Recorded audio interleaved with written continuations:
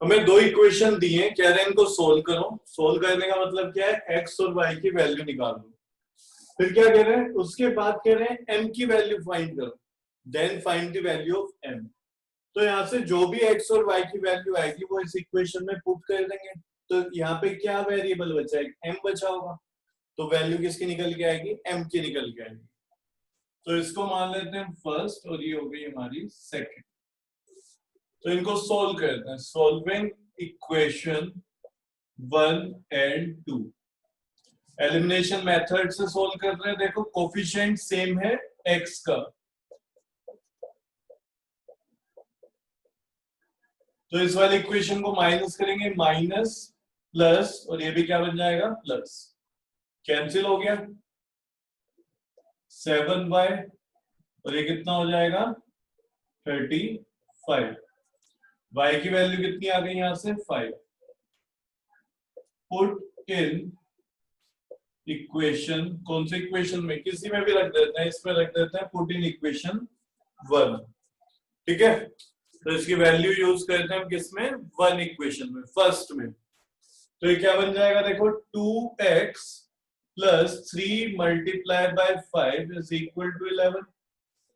2x plus 15 is equal to 11। 2x is equal to 11 minus 15। ठीक है, तो बाकी मैं इधर लिख रहा हूं 2x is equal to -4। x की वैल्यू कितनी हो जाएगी, -4/2। तो x की वैल्यू आ गई -2। x भी हमारे पास, y भी है। ठीक है, इसमें पुट कर देंगे, लास्ट में यहाँ पे लिख लेना नाउ। इस तरीके से वैल्यू रखते हैं, y की वैल्यू कितनी है 5, तो यहाँ पे क्या आ जाएगा 5m की मल्टीप्लाई किससे होगी, x से, और x की वैल्यू कितनी है -2 प्लस 3। तो 5 is equal to -2m plus 3। ठीक है, 3 को इधर लिया उठा के, तो क्या बन जाएगा, 5 minus 3 is equal to -2m। तो 2 is equal to -2m, -2 upon में लाओगे तो m की वैल्यू आ गई -1। ये सॉल्व हो गया तुम्हारा।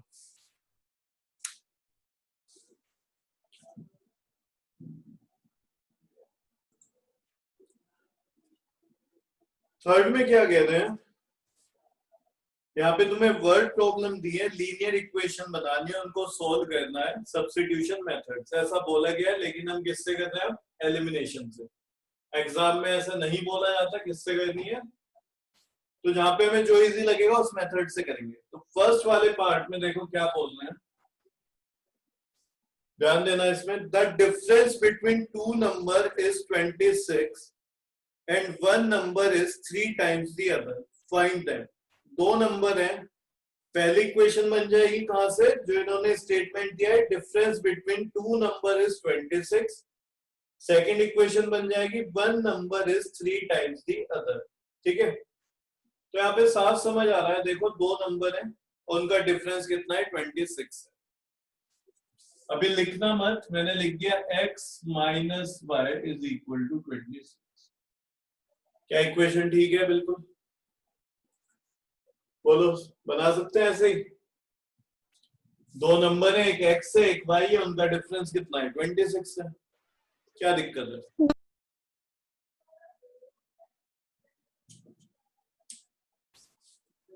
सही है कि गलत है। देखो देखने में इक्वेशन सही लग रही है, लेकिन एक चीज सोचो, मैंने x की वैल्यू अपनी तरफ से मान ली कि ये 36 होगा, y कितना है 10, तो इनका डिफरेंस कितना है, 36 माइनस 10 इज इक्वल टू 26। ये हो सकता है। ठीक है, अगर मैं इसको ये लिख दूं 10 माइनस 36, तो आ जाएगा -26। समझ रहे हो, अगर स्मॉलर नंबर से हम लार्जर नंबर को सब्ट्रैक्ट कर देंगे, ठीक है, तो जो आंसर आएगा वो आएगा माइनस में, नेगेटिव में जाएगा। और अगर लार्जर नंबर में से हम स्मॉलर नंबर को माइनस कर रहे हैं, तो आंसर आएगा प्लस में 26। तो खुद बताओ, वहां पे जो डिफरेंस दिया हुआ है वो +26 बोल रहे हो। ठीक है, डिफरेंस कितना बता रहे हैं वो, 26 बता रहे हैं। तो एक काम करते हैं, यहाँ पे x को क्या मान लेते हैं, किसी को भी मान सकते हो तुम, ठीक है। अगर तुम y को लार्जर नंबर बोल रहे हो तो y माइनस एक्स लिखोगे, और अगर तुम x को लार्जर नंबर बोल रहे हो तो लिखोगे x माइनस वाई, ठीक है। ये लिखना इसलिए जरूरी है क्योंकि आगे भी फिर एक स्टेटमेंट है, एक तो माइनस वाला कॉन्सेप्ट है, दूसरा क्या है, उसने ये बोला है कि जो कोई नंबर है वो अपने दूसरे नंबर से कितना ज्यादा है, 3 टाइम्स है। यानी ये जो नंबर होगा x, अगर मैं इसको ग्रेटर मान रहा हूं तो ये y के इक्वल नहीं है भाई, ठीक है। x के ग्रेटर नंबर है, और कितना ग्रेटर है, 3 टाइम्स ऑफ y, ठीक है। y की जितनी भी वैल्यू होगी उसमें जब हम 3 से मल्टीप्लाई करेंगे तब जाके वो x की वैल्यू बताएगा, यानी कि x क्या है, 3 टाइम्स ऑफ y, समझ रहे हो। तो यहाँ पे हमें क्या करना पड़ेगा, एक स्टेटमेंट लिखना पड़ेगा, let the larger number be x and smaller number छूट गए यहाँ पे लिख लेना, let the larger number be x and smaller number be y। तो फर्स्ट इक्वेशन है और ये x is equal to 3y, ये हमारी इक्वेशन हो गई सेकंड, ठीक है। कई बार बच्चे गलती क्या करते हैं, वो ऐसे लिख देंगे 3x is equal to y, ठीक है। तो तुम्हें कैसे समझना है, तुम ये समझो, तुम शुरू में लिख लिया करो x is equal to y। बच्चा कंफ्यूज होता है कि मल्टीप्लाई किधर होगा, y के साइड या फिर x के साइड। स्टेटमेंट से वैसे समझ आ जाना चाहिए, फिर भी कुछ बच्चे होते हैं जिन्हें नहीं समझ आता। तो तुम इक्वल लिख लो, क्या ये इक्वल है, बिल्कुल नहीं है। नंबर कौन सा बड़ा है, ये वाला, ये नंबर छोटा है, तो भाई ये इक्वल तो हो ही नहीं सकते। कब इक्वल होंगे, जब छोटे नंबर में कुछ मल्टीप्लाई कर दिया जाए। जब नंबर में मल्टीप्लाई होता है तो बड़ा बनता है, और वो इतना हो जाएगा कि इसके इक्वल आ जाए, ठीक है। तो मल्टीप्लाई हमेशा स्मॉल नंबर की साइड में तुम कराना। अब ये तो इक्वेशन बन रही है, चाहो तो तुम एलिमिनेशन से कर सकते हो। एलिमिनेशन से करोगे तो इस इक्वेशन को लिखना पड़ेगा x minus 3y is equal to 0। ये इक्वेशन है, ये इक्वेशन है, x के कोफिशिएंट सेम है, माइनस करके आ जाएगा, ठीक है। लेकिन यहाँ पे इजी होगा कि तुम सीधी वैल्यू उठा के x की यहाँ पे 3y लिख दो, सब्स्टिट्यूशन लगा दो। तो यहाँ पे हम क्या कर रहे हैं, solving equation 1 and 2 by substitution method, putting value of x from equation 2 to equation 1। हम वैल्यू को पुट कर रहे हैं, x की कहां से, इक्वेशन 1 से, और किस में पुट कर रहे हैं, इक्वेशन x की वैल्यू उठा रहे हैं इक्वेशन 2 से, पुट कर रहे हैं इक्वेशन 1 में, ठीक है।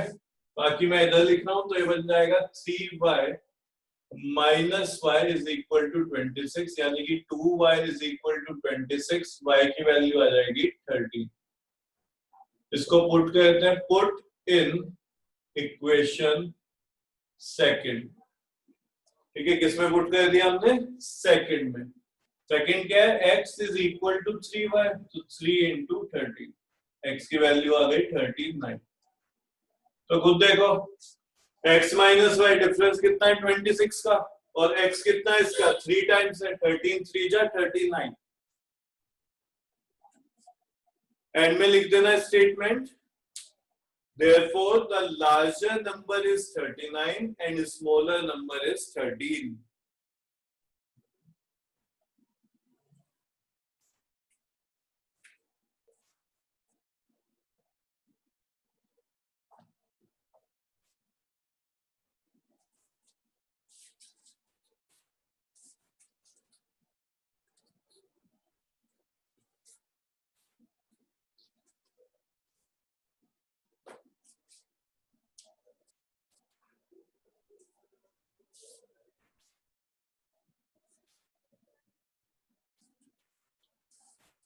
नेक्स्ट क्वेश्चन है, the larger of two supplementary angle exceed the smaller by 18 degrees, ठीक है। तो यहाँ पे दो एंगल है और कैसे हैं, सप्लीमेंट्री एंगल है। तो इसको भी समझते हैं, कई बार कंफ्यूजन रहता है कुछ बच्चों को सप्लीमेंट्री और कॉम्प्लीमेंट्री। अल्फाबेट्स की बात करें तो पहले सी आता है, लेटर सी आएगा और उसके बाद आता है एस। ठीक है, तो सी से कॉम्प्लीमेंट्री, एस से सप्लीमेंट्री। नंबर्स में बात करें डिग्रीज में तो पहले 90 आता है और फिर क्या आता है 180 डिग्री। ठीक है, अगर तुम नंबर की बात करोगे 1 2 3 4 तो पहले 90 आएगा फिर 180 आएगा। अल्फाबेट्स की बात करोगे पहले सी आता है फिर एस। तो कॉम्प्लीमेंट्री वो एंगल होते हैं, वो दो एंगल होते हैं जिनका सम क्या हो जाए 90 डिग्री। सप्लीमेंट्री वो दो एंगल होते हैं जिनका सम क्या हो जाए 180 डिग्री। जैसे कि मैं बात करूं यहाँ पे 90 तो एक एंगल 50 हो गया, दूसरा हो जाएगा 40, बन गया 90। या फिर 60 प्लस 30, तो दो एंगल जिनका सम क्या हो जाए 90 डिग्री उन्हें हम कॉम्प्लीमेंट्री बोलते हैं, और दो एंगल जिनका सम 180 हो जाए उन्हें हम सप्लीमेंट्री बोलते हैं। तो यहाँ पे वो कह रहे हैं कि हमारे पास सप्लीमेंट्री एंगल्स हैं। तो एक एंगल को हम क्या ले लेते हैं, x मान लेते हैं, दूसरे को y। तो यहाँ पे लिखना है let the larger angle be x and smaller angle be y। ठीक है, ये हम लेके चल रहे हैं, एक को x एक को y। किसकी बात कर रहे हैं वो, सप्लीमेंट्री। क्या 90 90 नहीं हो सकते हैं, 90 90 भी तो हो सकते हैं। तो हमने एक को बड़ा और छोटा की मान लिया, क्या पता सेम ही हो 90 90। उन्होंने आगे बोला हुआ है, क्या बोला है, the larger of two supplementary angle exceed the smaller by 18 degree. ठीक है, जो सप्लीमेंट्री एंगल है उसमें से जो लार्जर है वो एक्सीड है, ज्यादा है, छोटे वाले से कितना ज्यादा है 18 डिग्री ज्यादा है। क्लियर है, छोटे वाले से कितना ज्यादा है 18 डिग्री ज्यादा है। तो पहली इक्वेशन तो बन गई x plus Y is equal to 180 degree. कैसे, क्योंकि सप्लीमेंट्री एंगल है और सप्लीमेंट्री एंगल में हमारे पास दो एंगल है, एक x एक y, तो मिलके कितना बना रहे हैं 180 डिग्री। दूसरे में वो बोल रहे हैं जो लार्जर है, ठीक है, वो स्मॉलर वाले से 18 ज्यादा है। तो यहाँ पे माइनस करोगे, क्या करोगे माइनस। ठीक है, इसमें से जब तुमने y माइनस कर दिया, x में से y को तुमने माइनस करा, तो तुम्हारे पास कितना आएगा 18, क्योंकि ये 18 ही ज्यादा है y से। तो हमारे पास दो इक्वेशन आ गई, इनको सोल्व करते हैं, फिर 1 और ये 2। ठीक है, इसको सोल्व करते हैं। तो यहाँ पे लिखते हैं solving equation 1 and 2 we get x plus y is equal to 180, x minus y is equal to 80। Coefficient same है, यहाँ पे प्लस माइनस है, कैंसिल हो जाएगा, कितना बचा 2x is equal to, ये कितना आ जाएगा 198। ठीक है, कितना आ गया 198। तो x की वैल्यू कितनी आ जाएगी भाई 99। x की वैल्यू आ गई 99। इसको पुट कर देना किसी में भी, ठीक है, तो तुम्हारी वैल्यू आ जाएगी, फर्स्ट में पुट कर देना लो, y की वैल्यू आ जाएगी, पुट इन इक्वेशन 1। किसमें कर रहे हैं हम, फर्स्ट इक्वेशन में पुट कर रहे हैं। तो 99 plus y is equal to 180 degree. तो ये कितना आ जाएगा, y is equal to 180 minus 99। तो y की वैल्यू कितनी आ गई 81 डिग्री।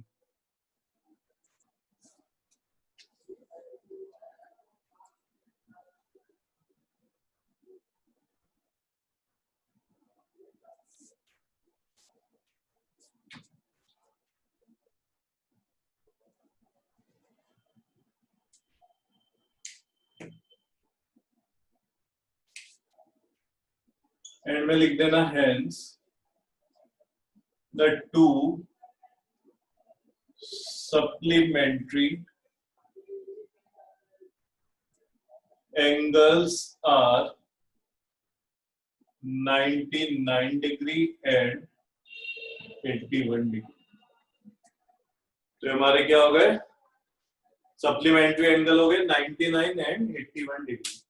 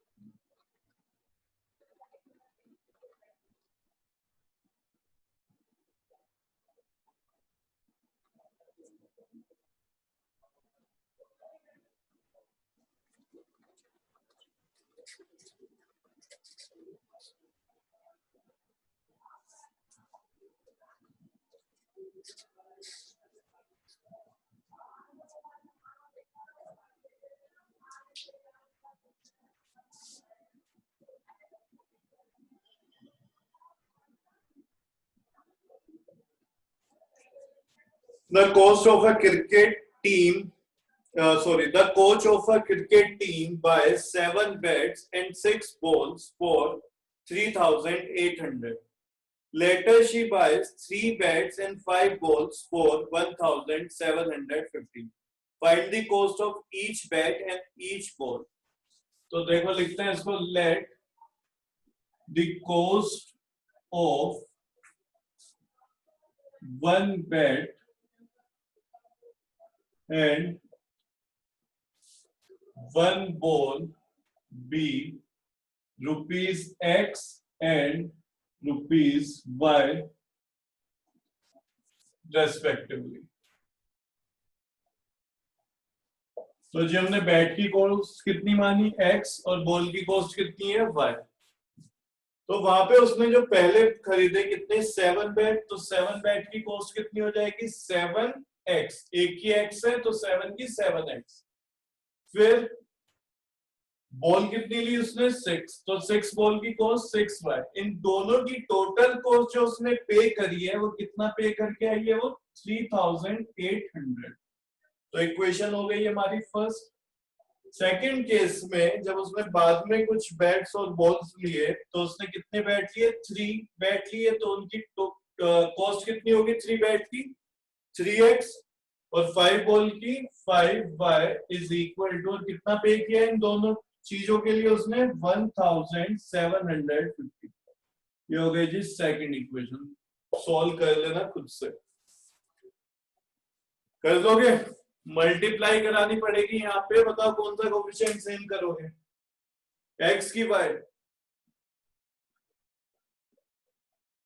कोई भी कर लेना। अगर तुम करना चाह रहे हो x तो खुद सोचो किससे मल्टीप्लाई कराओ कोफिशिएंट 7 हो जाए, ठीक है। यहाँ पे 7 कर सकते हो, नहीं। यहाँ पे 3 कर सकते हो, नहीं। तो एक काम करो, इनका मल्टीपल ले लो। यहाँ पे मल्टीप्लाई करा दो 3 से तो 21 हो जाएगा, यहाँ पे मल्टीप्लाई करा दो 7 से 21 हो जाएगा। ये कर सकते हो। अगर तुम्हें y कोफिशिएंट सेम करना है तो यहाँ पे मल्टीप्लाई करा 5 से 30 हो जाएगा, पूरी इक्वेशन 5 से, और यहाँ पे 6 से, तो ये 30y हो जाएगा। तो इसको करना खुद से, स्पेस छोड़ दो और खुद से करना है इसको ट्राई।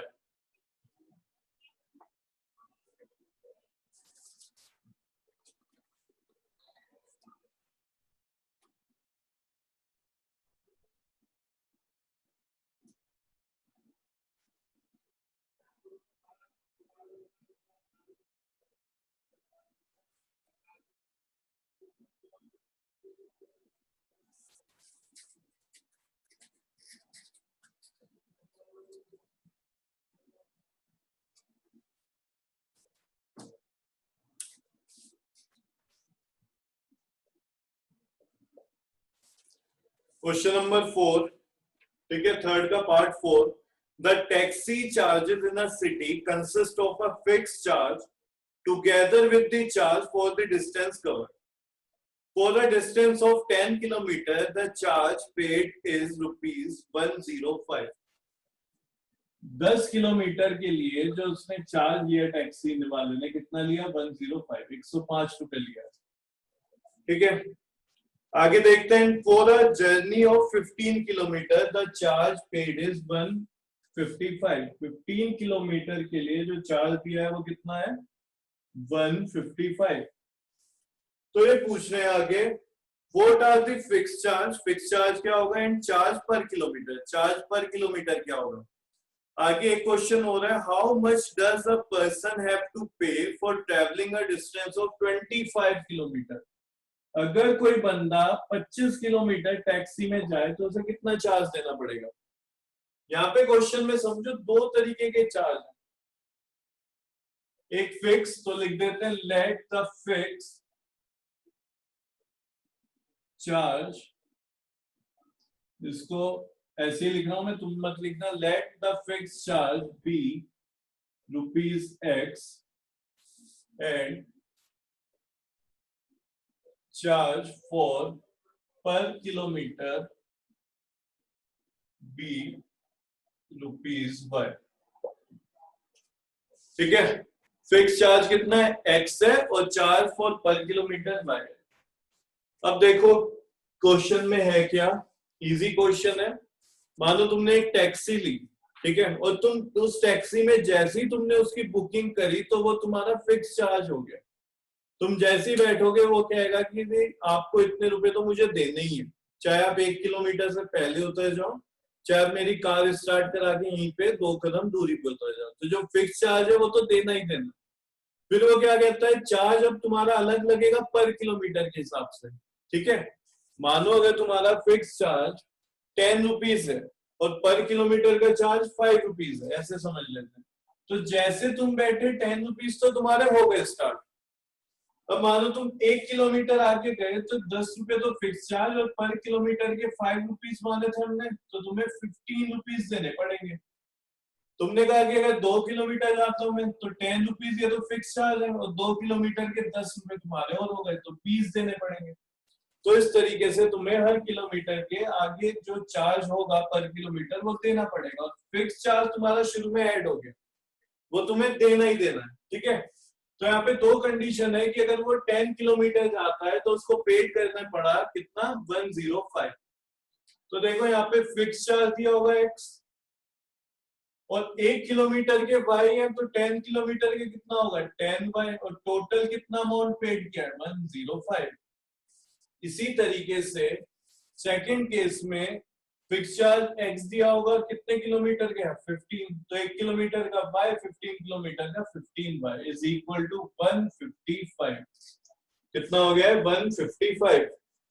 इसको सोल्व करते हैं।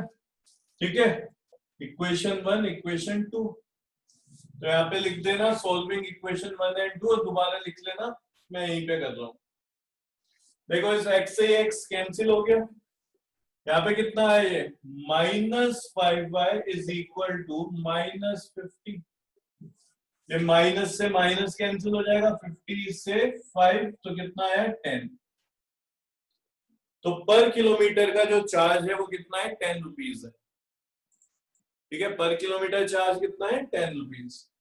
इसको पुट कर देते हैं, पुट इन इक्वेशन 1।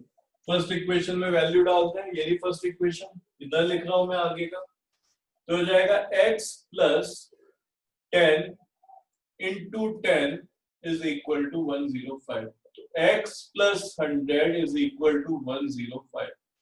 x की वैल्यू कितनी आ गई? 105 माइनस 100, x की वैल्यू आ गई जी 5। ठीक है, तो हम लिखेंगे हेंस फिक्स्ड चार्ज, ठीक है, hence fixed charge is ₹, fix charge कितना है? x यानी कि 5, and charge for per kilometre is ₹10। y है तो ये हो गया 10। लिखो इतना, फिर आगे वाला पार्ट देते हैं, 25 किलोमीटर जाना है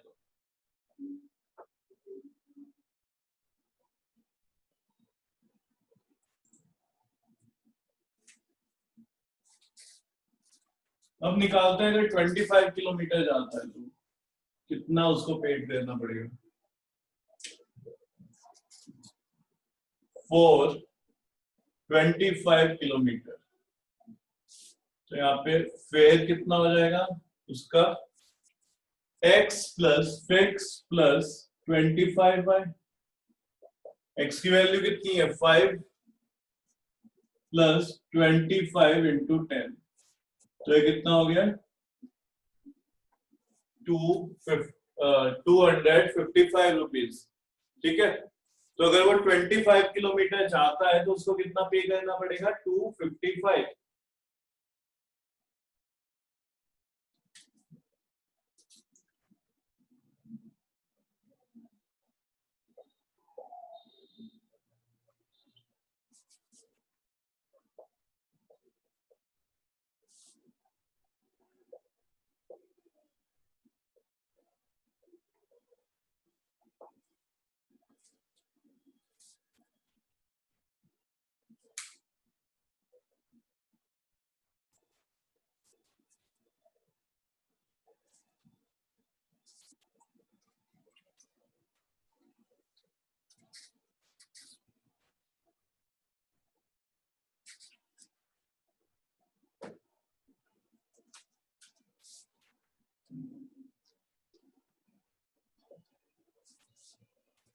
फाइंड द फ्रैक्शन, इसमें फ्रैक्शन निकालना है, में लिखा हुआ है फाइंड द फ्रैक्शन, तो लिखते हैं let the numerator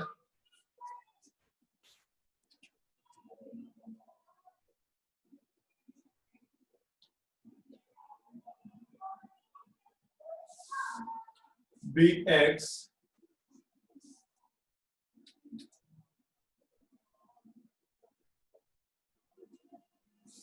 and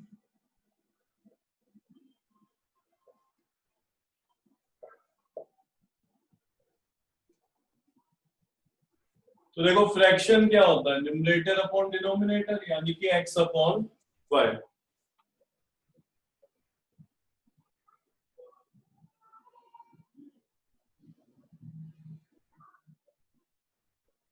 fraction क्या हो जाएगा x अपॉन वाई।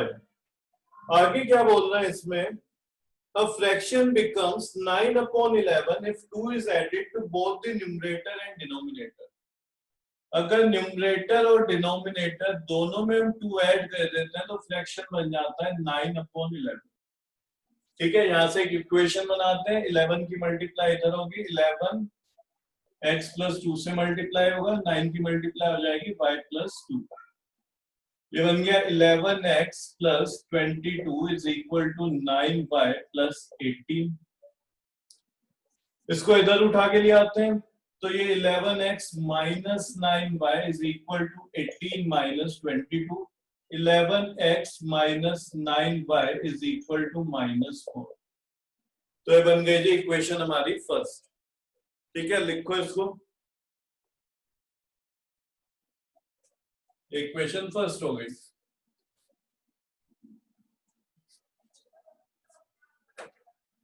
सेकंड में क्या बोल रहा है वो, if 3 is added to both the numerator and denominator it becomes 5/6। अगर हम न्यूमरेटर में भी 3 ऐड करते हैं और डिनोमिनेटर में भी 3 ऐड करें तो फ्रैक्शन बन जाएगा 5/6। मल्टीप्लाई कराते हैं, 6 की मल्टीप्लाई हो गई x प्लस 3 से और 5 की y प्लस 3 से। ये बन गया 6x plus 18 is equal to 5y plus 15। 5y इधर लिया तो 6x minus 5y is equal to 15 minus 18, तो 6x minus 5y is equal to -3। ये हो गई इक्वेशन सेकंड।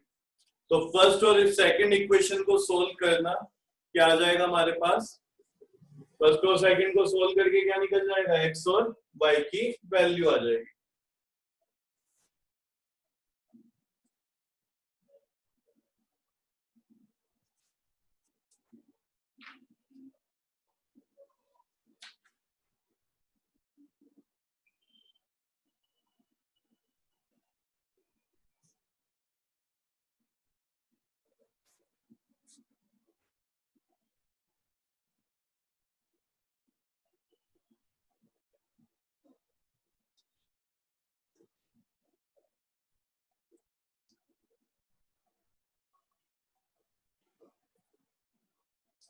कैसे करोगे खुद करना, देखो मैं समझा देता हूँ। यहाँ पे मल्टीप्लाई किससे करोगे, एक काम करते हैं, x के कोफिशिएंट सेम बना लेते हैं, 66 बनेगा ये सेम, तो यहाँ पे 6 से मल्टीप्लाई करना और यहाँ पे फर्स्ट इक्वेशन को 11 से, तो ये बन जाएगा 66x, ये भी 66x, 11 की मल्टीप्लाई यहाँ पे होगी 5 से, तो -55y और ये -33, ठीक है। ऐसे ही 6 की मल्टीप्लाई यहाँ पे 66x और ये -54y और ये हो जाएगा -24, तो दो इक्वेशन बन गई, कोफिशिएंट x का सेम है, सोल्व करना, x और y की वैल्यू निकल के आएगी, जो भी आएगी यहाँ पे रख देना, तुम्हारा फ्रैक्शन बन जाएगा, ठीक है। ऐसे करना है इसको।